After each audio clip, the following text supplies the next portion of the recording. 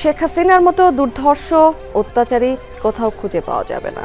যারা আওয়ামী লীগকে পুনর্বাসন করতে চাইবে তাদের সাথেই ছাত্র জনতার শত্রু জ্ঞান করা হবে, এমনটাই বলেছেন জাতীয় নাগরিক পার্টির দক্ষিণাঞ্চলের মুখ্য সংগঠক হাসনাত আব্দুল্লাহ।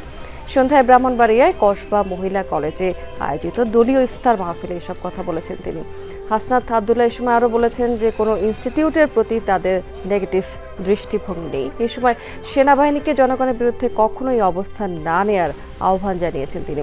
এছাড়া অন্তর্বর্তী সরকারকে দৃশ্যমান সংস্কারের জন্য নির্দিষ্ট রোডম্যাপ স্পষ্ট করার আহ্বান জানিয়েছেন হাসনাত আব্দুল্লাহ।